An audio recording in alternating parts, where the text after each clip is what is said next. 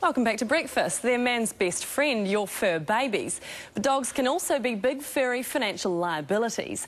The cost of owning, registering and keeping a dog is rising. But what can dog lovers do about it? Well, Amanda Morrall from interest.co.nz is with us now. Good morning to you. Good morning, Nadine. Well, you're obviously a dog owner and a dog lover. What Yes. do you need to take into account when you first buy one? What's the start-up outlay? I guess it depends what route you're going. If you're going to go for a purebred, you're looking at, anywhere between $1,000 to $2,000 just for buying that pup. And then you've got to look at vaccination costs, so the medical costs, also desexing your dog and getting a microchip. So all that adds up, $2,500, $3,000 just to get going. It depends also where, what vet you're attending. There's a huge range of costs among vets out there as well. So once you've got the dog, you've paid to microchip it and vaccinate it and desex it. What do you have to take into account after that? So, well, if you're living in Auckland now, you have to take into account registration costs. Do you remember that little song, How Much Is That Doggy in the Window? In Auckland, if you're buying a dog in that window, it's going to be at least $120 a year now, which is a 60% increase on last year's fees. It used to be that if you applied for a license and that showed sort of a responsible dog ownership criteria, you had a fenced yard and you had your microchipping done and all that, it would be under $50, but that's no longer the case if it goes through in June, which it looks like it will do.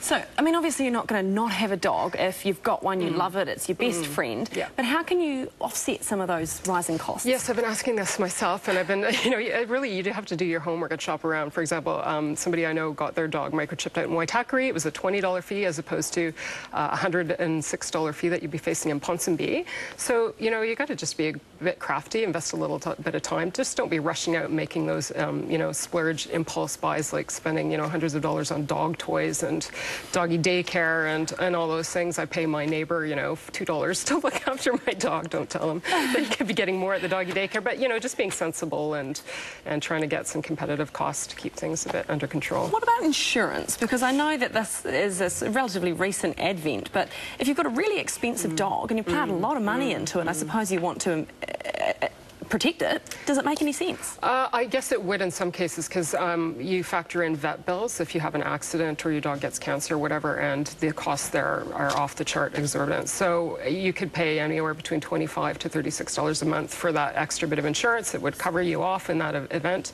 Personally, I'd be reluctant to go that route, but it's up to how, maybe I don't value my dog enough, but it really depends how much priority you place on it. And if you look at your pet as an investment, if you've really shelled out a lot of money initially, it may make sense for you. And I suppose if you happened to have your dog in an accident or get some sort of disease, then it would make sense, wouldn't it? It would do, and actually there's a high incidence of parvovirus. I don't know if many people are aware of that, but I just read about a case the other day, and that can cost you thousands of dollars to treat your dog as well. So there might be good reasons for getting pet insurance, so you need to think that through and factor it into your equations when you're doing the math.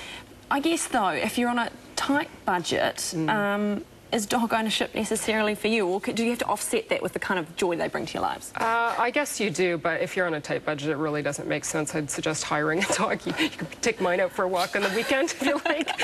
It's not a good route to go, really. It's a very expensive investment, and there's ongoing costs to consider. Are they more expensive than other pets? I mean, I know a goldfish, there's costs associated with the aquarium and the like. My cat's pretty cheap by comparison. She gets $50 a month food, and she's been very cruisy, no vet bills involved there. So, yeah, relative to a dog, cat, a hamster may be a better option, but any pet requires a lot of work, and that's the important thing to remember. There's something like 3,000 dogs that get put down every year in Auckland because people either can't afford them or, they're too much for them to handle. So bear that in mind as well. And if you do go the dog route, buying second, you'll save yourself heaps of money. And then you save a dog from having to be put down, which I'd say is you win both ways.